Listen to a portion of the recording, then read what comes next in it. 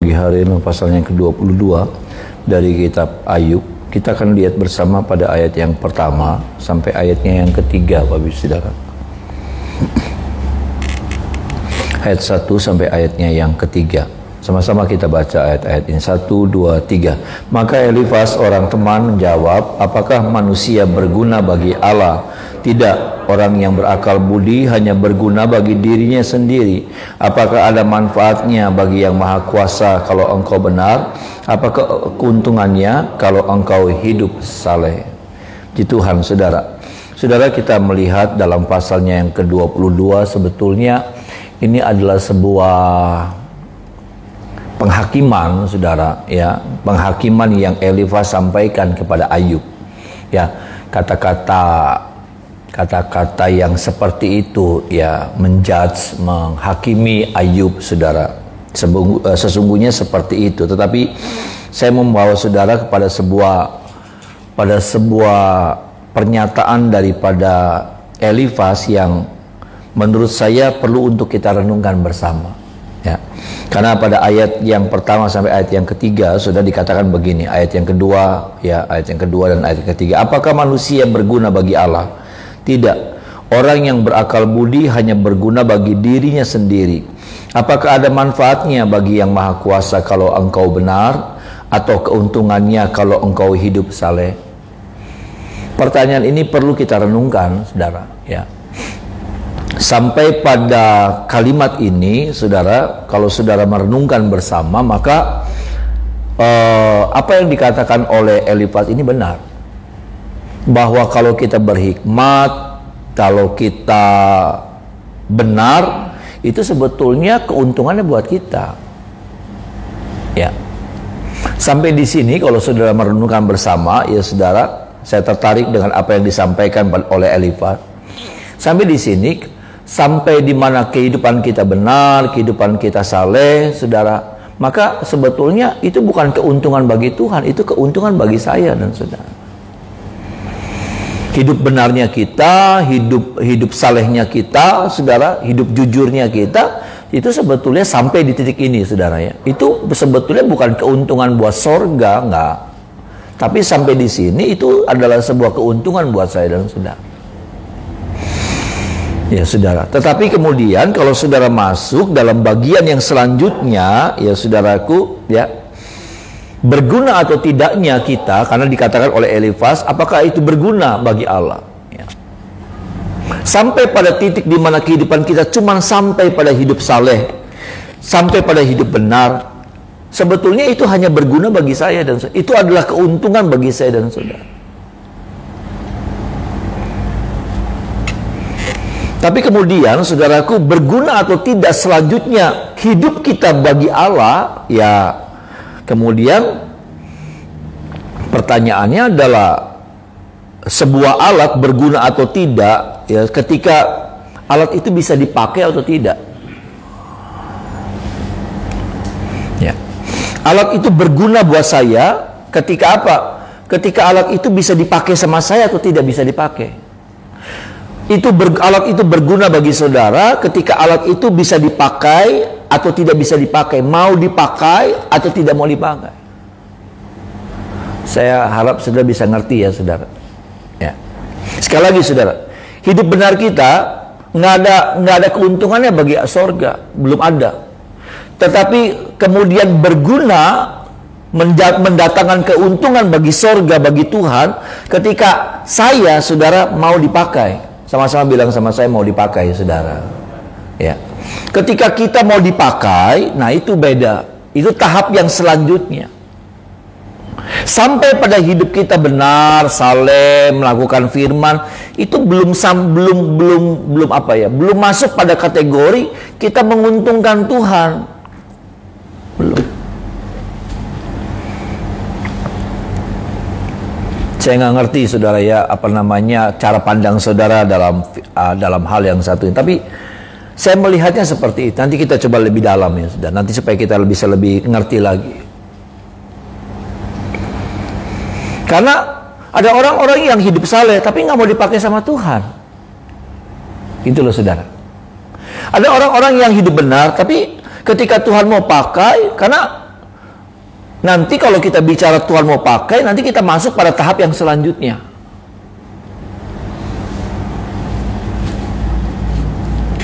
Ada banyak orang-orang yang saleh, tapi nggak mau dipakai. Ada banyak orang-orang yang hidup benar, tapi nggak mau dipakai. Nggak bersedia untuk dipakai.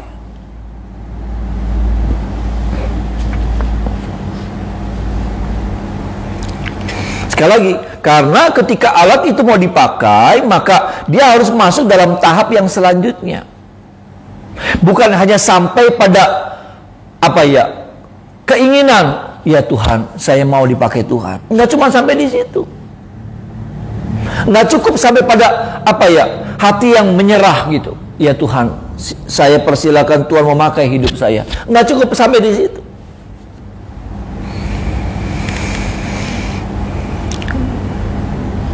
Saya mau pelan-pelan supaya saudara mengerti. Supaya saudara bisa ngerti sampai di sini sebetulnya hidup saya ini menyenangkan hati Tuhan atau enggak gitu. Hidup saya berguna atau enggak, gitu saudara. Ataukah hidup saya cuma buat saya? Ya hidup benar saya ya buat saya. Ya betul. Ya sampai di titik ini salah nggak salah? Nggak salah saudara. Ketika ada orang yang benar, ada orang yang hidup saleh, ya saudara, ya sampai di titik ini nggak salah. Tetapi sekali lagi, berguna atau tidak bagi Tuhan? Jawabannya buat saya nih saudara. Pendapat saya nggak terlalu, karena sekali lagi berguna atau tidaknya hidup kita, bagaimana kemudian kita menyediakan diri kita untuk mau dipakai sama Tuhan atau tidak.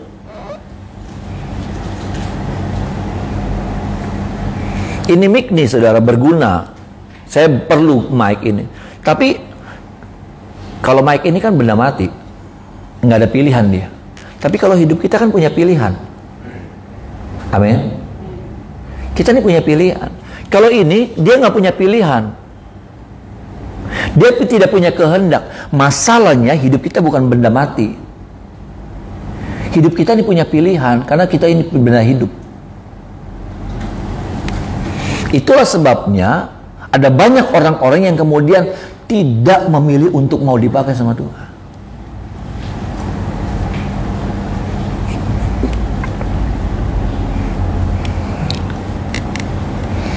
Karena sekali lagi, ketika sesuatu hidup seorang yang mau dipakai sama Tuhan, maka dia bukan cuma sampai pada titik di mana, ya Tuhan, saya mau dipakai sama Tuhan, saya persilakan Tuhan memakai hidup saya. Enggak cuma cukup sampai pada penyerahan hidup yang seperti itu saja. Ketika saya dipanggil sama Tuhan, ya melayani Tuhan, masuk di sekolah Alkitab, saya bilang sama Tuhan, Tuhan, saya serahkan hidup saya sama Tuhan, Tuhan pakai hidup saya. Nggak cukup sampai di situ. Karena seorang yang mau dipakai sama Tuhan, dia akan masuk dalam tahap yang berikutnya. Apa tahap berikutnya? Alat ini harus mau dipersiapkan. Sama-sama bilang sama saya, dipersiapkan saudara. Iya, alat ini nih harus mau dipersiapkan.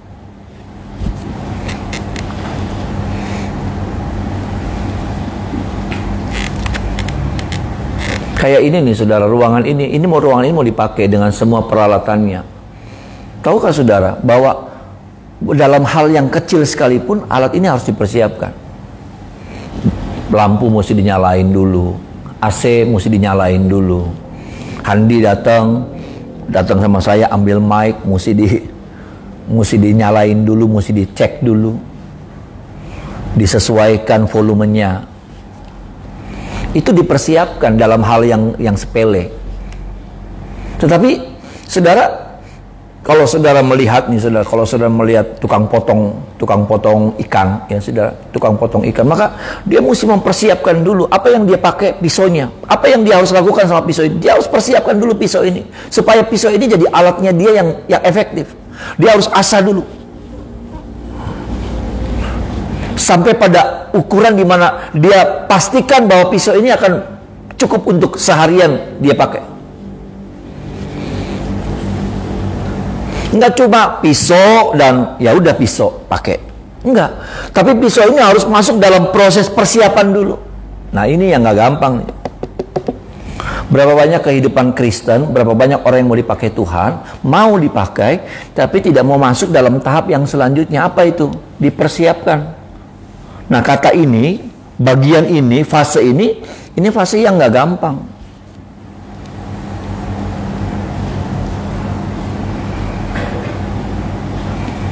Jadi betul, saudara, saya setuju kalau hidup benar, belum tentu hidup kita ini menguntungkan Tuhan. Karena untuk jadi satu pribadi yang menguntungkan Tuhan, untuk jadi satu pribadi yang berguna bagi Tuhan, ternyata nggak cuma cukup hidup benar. Hidup nggak melakukan dosa, hidup nggak melakukan kejahatan. Sampai di situ, saudara, orang dunia juga banyak, saudara. Sampai pada tahap hidup yang seperti itu, saya mau bilang begini, orang dunia di luar sana banyak yang hidupnya seperti itu. Tapi pertanyaan lagi, apakah mereka berguna bagi Allah? Tidak.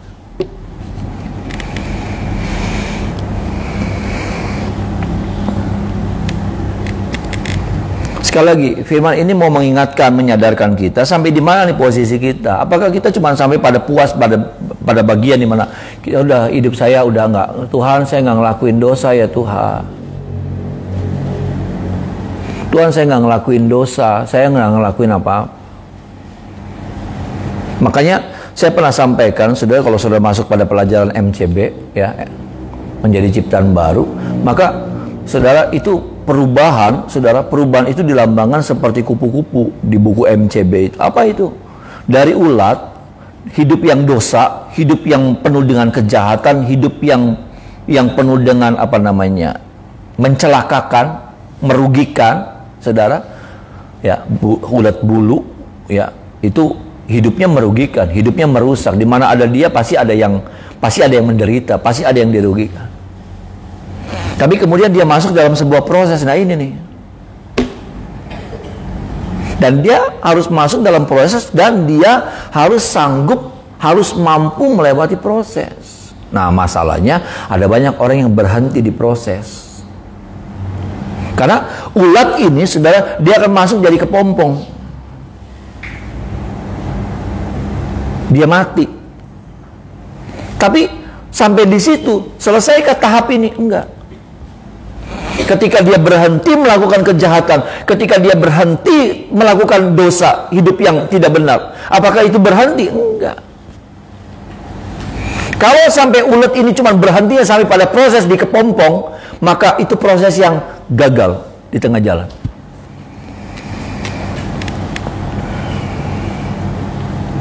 Kalau sampai, makanya saya katakan, kalau sampai hidup kita cuma sampai tidak melakukan dosa, tidak melakukan kejahatan, bertobat, berguna bagi Allah, itu yang jadi pertanyaan Elifas. Enggak. Karena proses itu akan terus berlanjut. Dia harus melewati proses ini. Sampai apa? Bukan cuma sampai dia berhenti melakukan dosa, sampai dia bertobat, tidak lagi melakukan kejahatan, tapi dia harus mengalami yang namanya perubahan yang selanjutnya. Ada amin, saudara. Perubahan jadi apa, saudara? Jadi apa? Jadi kupu-kupu. Bukan kupu-kupu malam ya, saudara. Kupu-kupu. Dia berubah jadi kupu-kupu. Perubahan bentuk, bukan cuma hanya pada perubahan bentuk, tapi pada perubahan apa ya? Sifat, perubahan apa? Perubahan karakter, perubahan apa? Cara hidup. Yang tadinya merusak, sekarang kupu-kupu beda. Kupu-kupu, saudara, beda banget. Ya, dilihatnya aja udah enak, tapi juga waktu dia bergerak juga bergerak untuk sebuah keuntungan. Dia datang ke bunga yang satu, dia ambil sih. Tapi ketika dia nempel sama bunga yang lain, dia membagi. Dia membagi sesuatu.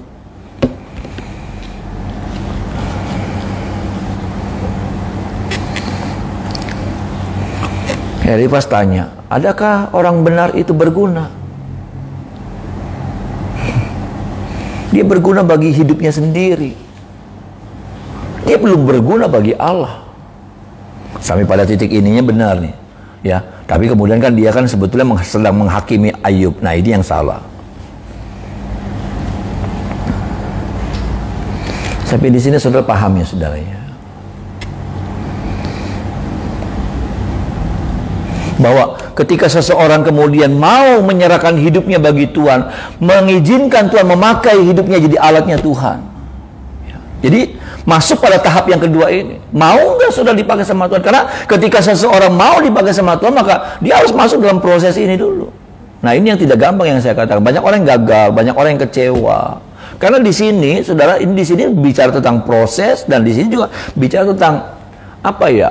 Ya, diposisikan. Saya cuma bilang begini, ya saya bayangkan diposisikan sesuai dengan kebutuhan.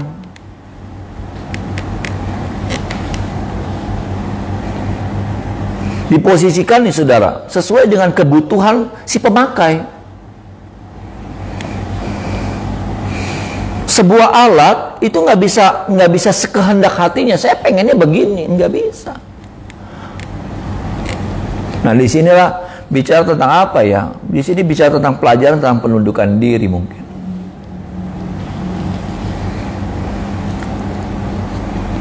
Kita yang punya apa namanya? Kita punya apa namanya? Kita punya pilihan bebas. Ya saudara, kita punya pilihan bebas, tetapi bagaimana kita menundukkan diri sampai kita nggak punya pilihan? Nah, itu yang nggak gampang.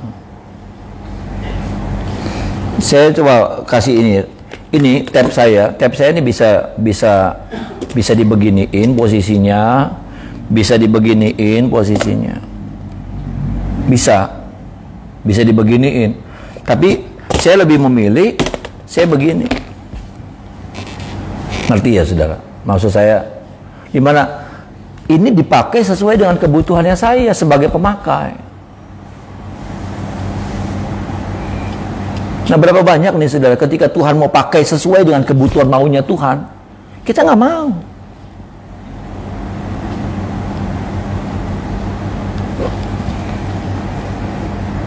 Nah, ini proses nih. Karena kita bukan benda mati yang seperti tab ini. Yang saya mau ngapain nggak ada ngeluhnya, nggak ada suaranya, nggak ada apa namanya protesnya. Tapi masalahnya, maaf, saya dan saudara punya kehendak. Tapi bagaimana ketika kita jadi alatnya Tuhan, menyerahkan hidup bagi alatnya Tuhan, maka kehendak kita harus kita matikan. Sehingga apa? Yang jadi dalam hidup saya dan saudara adalah kehendaknya Tuhan. Bisa bilang amin, saudara. Yang jadi dalam hidupnya saya adalah kehendaknya Tuhan. Nah, ini yang nggak gampang itu. Dalam hal posisi saja nih, dalam hal posisi begini saja, ini sudah jadi masalah besar nih, biasanya.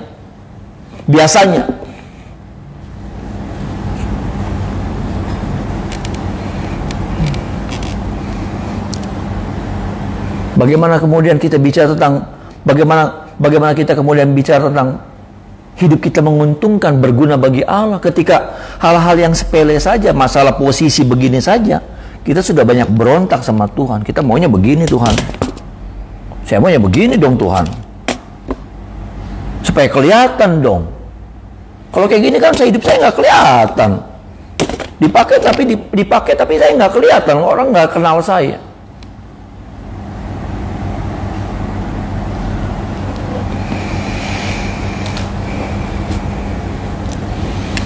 Dipakai sama Tuhan ternyata bukan sesuatu yang mudah. Dipakai sama Tuhan itu bukan perkara sederhana. Dipakai sama Tuhan bukan cuma bisa tentang berserah sama Tuhan. Tuhan pakai hidup saya, Tuhan pakai hidup saya, pakai itu. Tapi kemudian sudah akan masuk dalam tahap ini nih. Dipersiapkan kata dipersiapkan saja sudah itu sebuah kata yang kata yang apa ya? Kata yang penuh dengan makna. Dipersiapkan.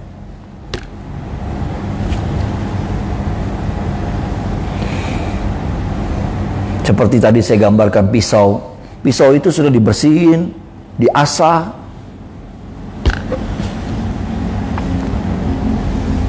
Karena dia nggak akan pakai barang yang sembarangan.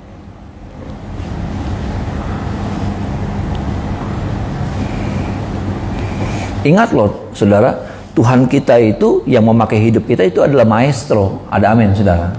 Amin. Ya. Dia pakai barang-barang, memang barang-barang yang yang sudah yang sudah teruji, barang-barang yang memang sudah siap, barang-barang memang yang kualitasnya kualitas bukan sembarangan.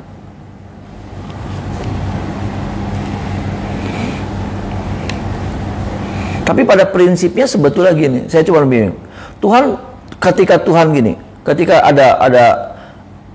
ada pulpen Mont Blanc, tapi di sini ada pulpen zebra, ya saudara aja nih, kita ketemu sama dua pulpen.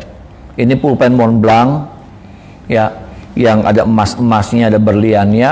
Ini ada zebra. Tapi waktu saudara mau pakai nulis tanda tangan, yang Mont Blanc saudara pakai, tapi macet. Tapi yang zebra lancar. Saudara pakai yang mana, saudara? Yang zebra baik, ya, saudara. Iya kan? Artinya begini, yang mau aja, yang nggak mau nggak usah.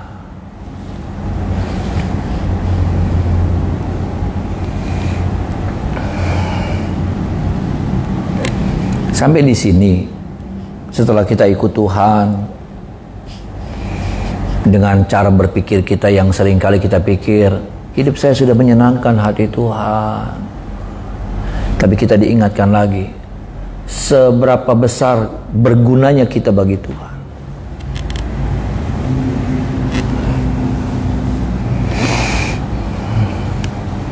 Walaupun saya harus bilang bahwa pemakaian Tuhan kan memang beda-beda. Ada orang yang memang cuma dipakai Tuhan untuk berdoa. Saudara dipakai sebagai pendoa. Saudara bukan dipakai untuk gajah-gijik kelihatan di depan, enggak. Ada orang yang di belakang layar. Ada orang yang dipakai mulutnya untuk ngasih kekuatan sama orang. Banyak sih, saudara. Banyak pemakaian Tuhan dalam hidup kita. Ada amin, saudara, ya. Banyak sekali. Ada orang yang memang Tuhan pakai nonjol. Tapi ada orang yang Tuhan pakai memang enggak. Ada yang Tuhan pakai lewat berkat yang Tuhan kasih sama dia. Lewat itu dia bagi, dia berkati banyak orang.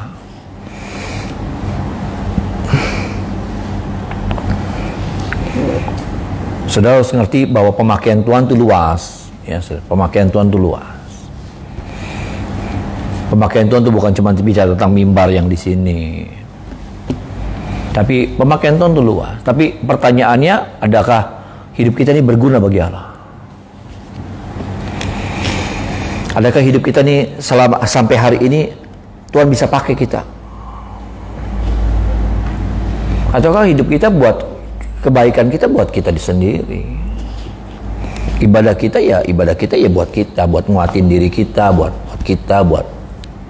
belum sampai pada tahap di mana hidup kita berguna bagi Allah. Hidup kita jadi alatnya Tuhan.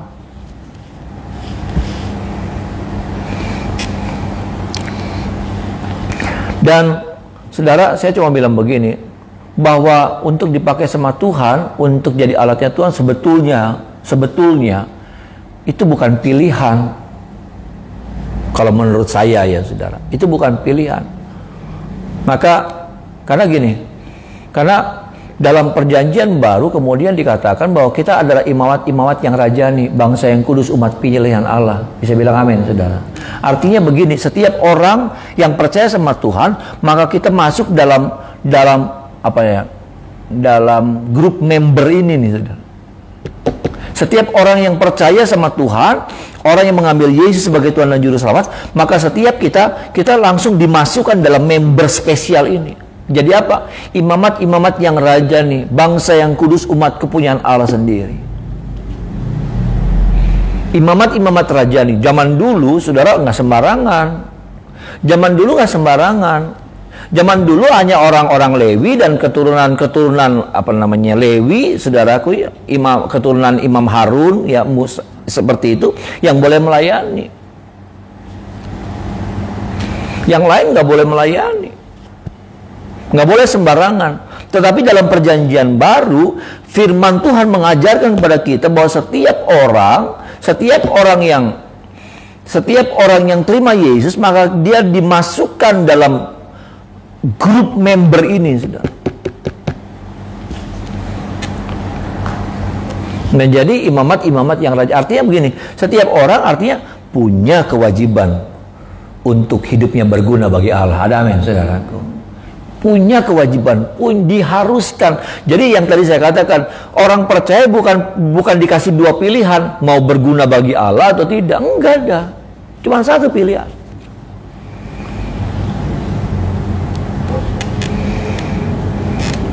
Nanti saudara, kalau saudara melihat bahwa ternyata orang-orang yang dipakai sama Tuhan tuh diperlakukannya juga dengan cara yang berbeda.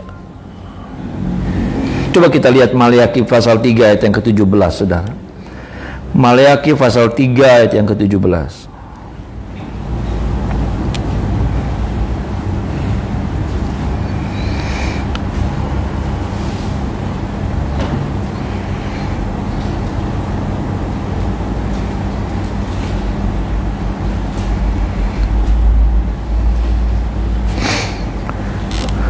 Sama-sama kita baca ayat ini, saudara. Maleakhi 3 ayat yang ke-17. 1, 2, 3. Mereka akan menjadi milik kesayanganku sendiri, firman Tuhan semesta alam. Pada hari yang kusiapkan, aku akan mengasihani mereka sama seperti seseorang menyayangi anaknya. Tuh, saudara. Dikatakan mereka akan menjadi milik kesayanganku sendiri. Milik, tapi jadi milik kesayangan. Kenapa? Karena dikatakan begini, mereka sama seperti seseorang yang menyayangi anaknya, yang melayani dia.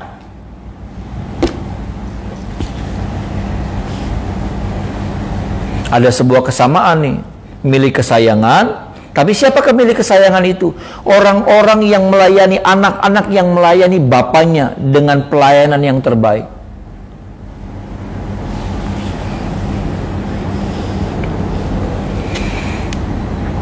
Maka orang-orang yang seperti ini, saudara, akan menjadi milik kesayangannya Tuhan. Apa sih milik kesayangan Tuhan? Saya cuma bilang begini, kalau saudara punya milik kesayangan, ya, barang yang disayang, saudara naruhnya nggak sembarangan. Saudara naruhnya nggak sembarangan. Saudara nggak akan gabruk-gabrugin gitu. Gabruk. Saudara akan taruh saja, naruhnya aja, makainya aja nggak sembarangan. Naruhnya nggak sembarangan. Kenapa? Karena barang itu punya nilai.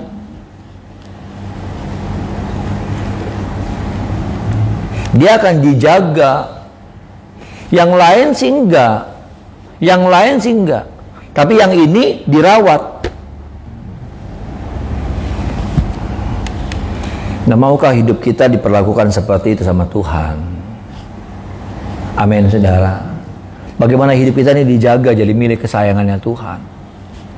Bagaimana hidup kita nih nggak boleh ada yang ganggu, nggak boleh ada yang ganggu, nggak boleh ada yang ngerusak. Marah kita kalau sampai barang itu lecet sedikit, kita marah. Kenapa? Karena itu milik kesayangan kita. Kita makainya juga hati-hati. Kenapa? Karena itu milik kesayangan kita.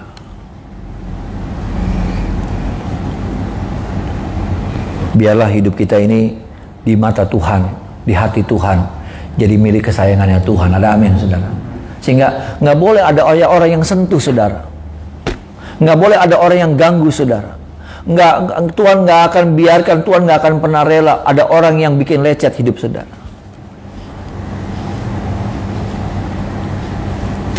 Hari-hari ini tekanan begitu hebat. Hari-hari ini kerusakan begitu hebat. Kita butuh tangan Tuhan yang melindungi saya dan saudara. Ada amin, saudara. Seperti satu benda yang dimana digenggam erat-erat. Supaya apa? Nggak boleh lepas. Dan biarlah yang ada dalam tangannya Tuhan itu adalah hidup saya dan hidup saudara. Ada amin, saudara. Dan semua apa yang ada di dalamnya, usaha, pekerjaan saudara, bisnis saudara, semuanya juga dalam tangannya Tuhan. Ada amin, saudara. Semua dalam perlindungannya Tuhan.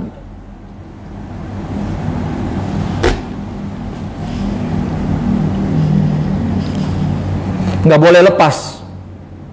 Tuhan nggak akan ngizinin itu. Kenapa? Karena hidup kita adalah milik kesayangannya Tuhan.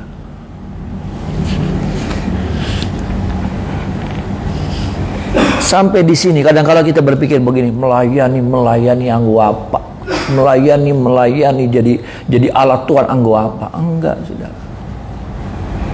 Sampai di sini hidup kita bukan cuma buat keuntungan kita, berguna buat kita, bukan. Tapi itu artinya hidup kita berguna bagi Allah. Ada amin, Saudara. Waktu saudara hidup menyerahkan hidup mau dipakai sama Tuhan, jadi alatnya Tuhan, maka hidup saudara berguna bagi Allah. Dan adakah barang yang berguna bagi pemiliknya itu dibiarkan, disia-siakan? Enggak.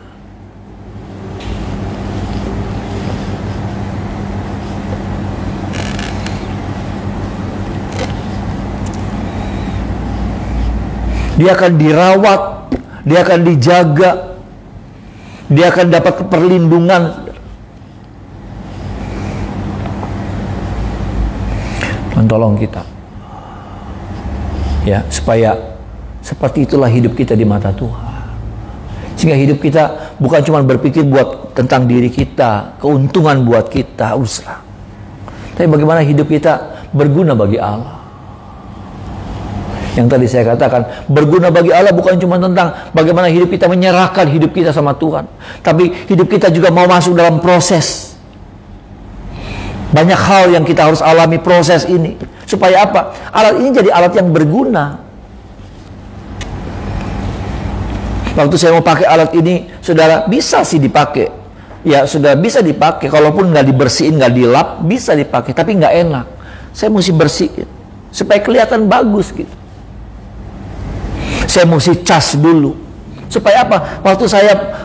Supaya waktu saya pakai bisa terpakai, bisa membantu saya. Dan bukankah hidup kita juga seperti itu? Waktu kita melayani, Tuhan suruh kita untuk kita mencas hidup kita. Kita banyak berdoa. Kita banyak terhubung sama Tuhan. Supaya apa? Waktu Tuhan pakai kita maksimal pelayanan kita. Ada amin, saudara. Saya melihat ada banyak pelayan Tuhan yang nggak maksimal hari-hari ini. Kenapa? Karena melayani dengan caranya, melayani dengan konsep berpikirnya, bukan melayani dengan caranya Tuhan. Yang dia pikir, ya pakarap saya.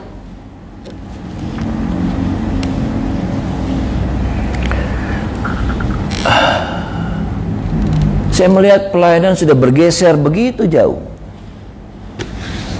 Tapi saya berharap saudara jemaat Tuhan tempat ini, saudara masih memegang prinsip-prinsip yang benar dalam melayani Tuhan. Supaya apa? Benar-benar hidup saudara berguna bagi Allah. Karena ada banyak orang-orang yang melayani untuk kepuasan diri sendiri. Ada banyak orang-orang yang melayani untuk apa? Kepentingan diri sendiri.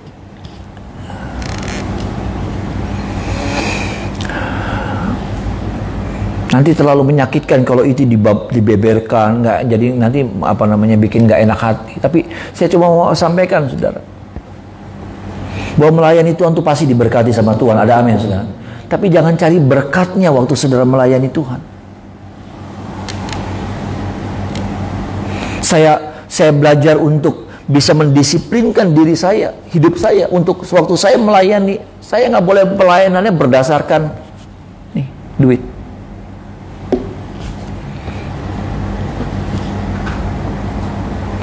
Banyak hal, saudara. Ya, Tuhan tolong kita, biarlah firman ini paling tidak boleh menyadarkan kita tentang seperti apa hidup kita. Adakah hidup kita ini sudah berguna bagi Allah? Ataukah hidup kita cuma buat kita, ibadah kita ya buat kita. Ya, supaya Tuhan jaga saya, supaya Tuhan berkati hidup saya, supaya anak-anak saya dipelihara sama Tuhan. Ya betul, nggak apa-apa, saudara. Sampai di situ nggak. Tapi itu yang tadi saya katakan, bahwa sebetulnya ketika kita jadi orang percaya, ya, maka hidup kita masuk dalam satu kategori yang berbeda, jadi imamat-imamat yang rajani. Terlepas nanti sudah dipakai sama Tuhan jadi apa, apakah cuma di belakang layar berdoa buat pekerjaan Tuhan, berdoa buat bangsa, berdoa ya sudah, ataukah sudah lewat mulut saudara yang ada hikmat Tuhan, sudah menguatkan orang yang lemah. macam-macam pemakaian Tuhan, tapi artinya hidup kita berguna bagi Allah. Ada amin, saudara? Hidup kita harus berguna bagi Allah. Hidup kita nggak boleh berguna cuma buat diri kita, buat keluarga kita. Saya berguna buat suami saya, iya, tapi Tuhan mau supaya kita berguna bagi Tuhan. Ya, mari kita menyembah Tuhan.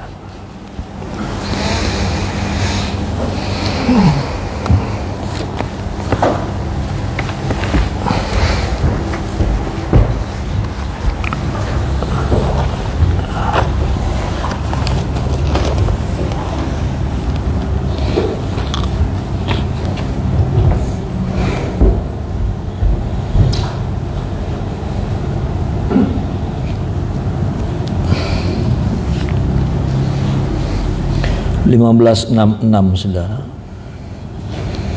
Ku tetap cinta, ku tetap cinta.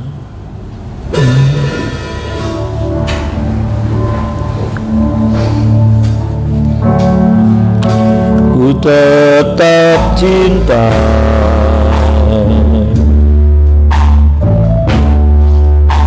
Ku tetap cinta.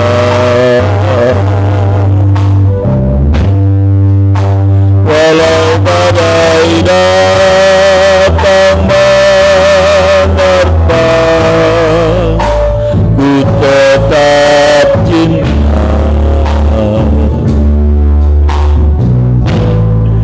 Ku tetap setia.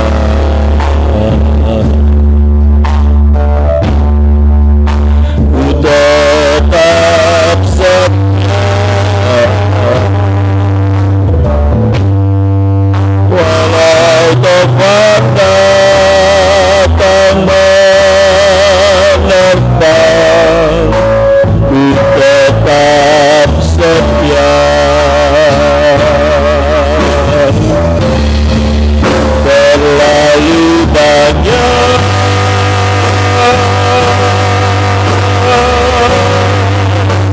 yang Tuhan telah beri, takkan mungkin ku balas dari apa yang ku miliki.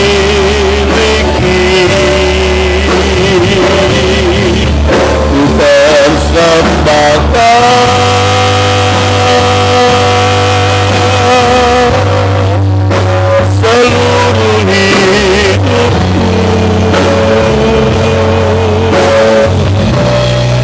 dan ku tetap cinta, biar ku tetap setia untuk selama-lamanya. Dan terlalu banyak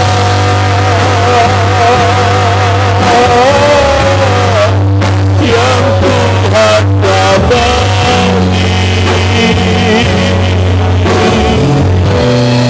takkan mungkin ku balas dari apa yang ku miliki. Ku persembahkan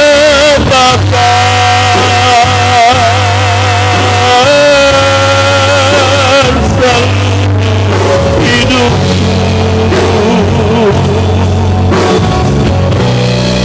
dan ku tetap cinta, biar ku tetap setia untuk selama-lamanya.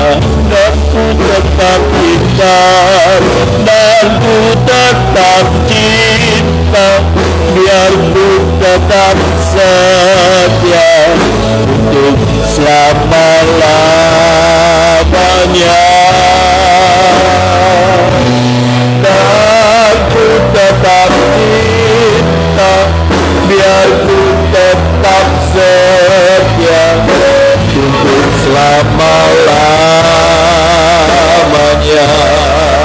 Sembah, haleluya, haleluya, haleluya, haleluya, haleluya,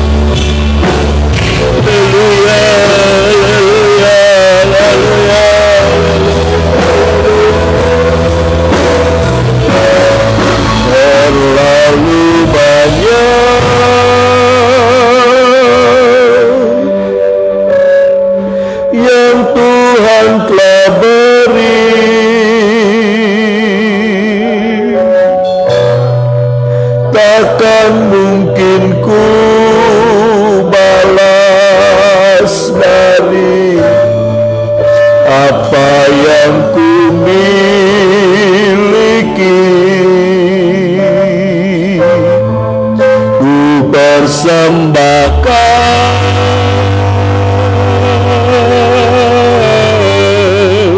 seluruh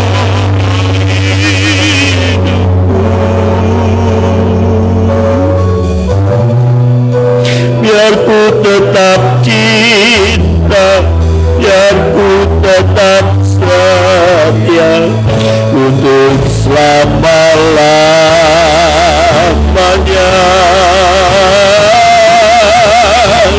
Terlalu banyak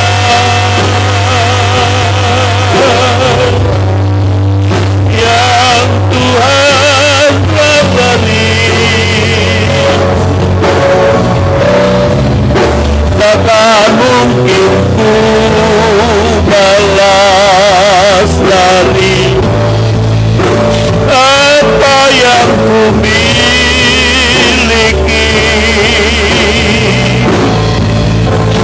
Persembahkan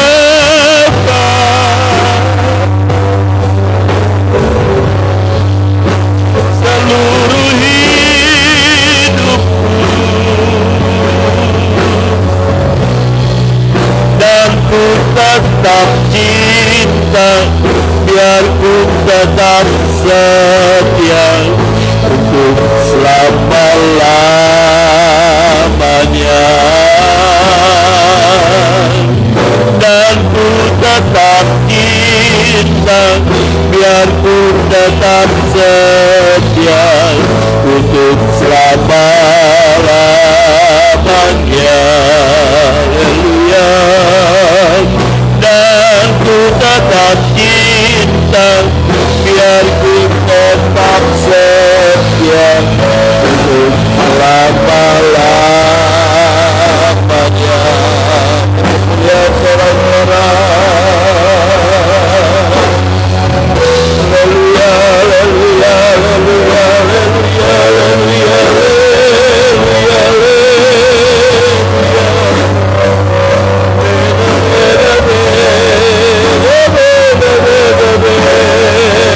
haleluya.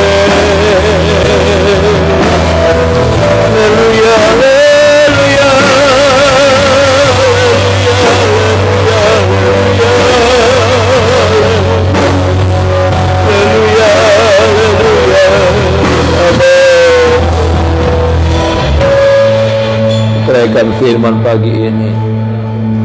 Benar hidup kami berguna bagi Allah. Hidup kami menyenangkan bagi Tuhan.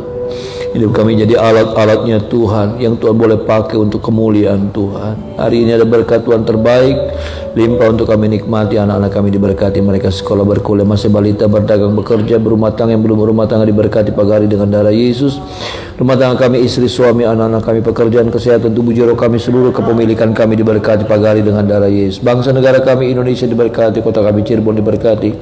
Kami rindu kami pulang dari tempat ini, kami jadi berkat dimanapun kami berada. Pekerjaan Tuhan di kenduruan diberkati, tambahkan bilangan jiwa yang ada, jiwa-jiwa yang rindu bertumbuh mengenal Tuhan lebih dalam, kirimkan bersama kami. Bahkan semua gereja-gereja Tuhan kota Cirebon semuanya diberkati oleh Tuhan. Tangan kami arahkan buat setiap jiwa-jiwa yang kami doakan di dalam nama Tuhan Yesus. Keselamatan daripada Tuhan menjadi bagian mereka. Dalamnya ada orang tua, papa, mama, kakak, adik kami, keluarga kami, sanak saudara kami, cucu-cucu kami yang belum mengenal Tuhan. Selamatkan mereka menjadi miliknya Tuhan. Tangan kami yang terangkat pagi hari kami percaya, tangan kami limpah dengan berkat Allah, kemuliaan Allah menjadi bagian kami sepanjang hari ini. Kami sambut hari yang baru berjalan bersama dengan Tuhan dalam nama Tuhan Yesus. Haleluya. Amin. Selamat pagi, Tuhan berkati.